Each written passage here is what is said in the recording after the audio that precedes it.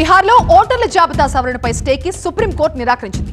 ఓటర్ల జాబితా సవరణ కొనసాగించొచ్చని తెలిపింది సుప్రీంకోర్టు. ఆధార్ని కూడా గుర్తింపు కార్డుగా పరిగణలోకి తీసుకోవాలని చెప్పింది. పౌరసత్వంపై ఓటర్లను ఇబ్బంది పెట్టొద్దు అంది సుప్రీం. పౌరసత్వం నిర్ణయించే హక్కు ఈసీకి లేదని తెలిపింది. కేసు విచారణ జూలై 28కి వాయిదా పడింది.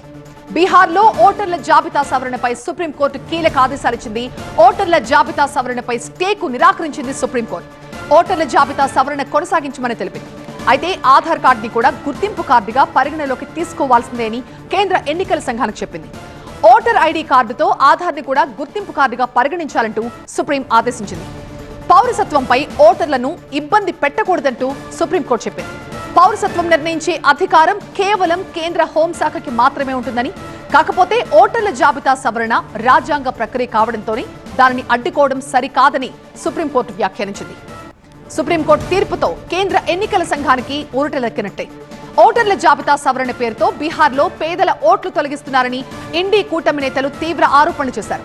నిన్న ఈసీ కార్యాలయాన్ని ముట్టడించేందుకు రాహుల్, తేజస్వి యాదవ్ చేపట్టిన ర్యాలీని కూడా పోలీసులు అడ్డుకున్నారు.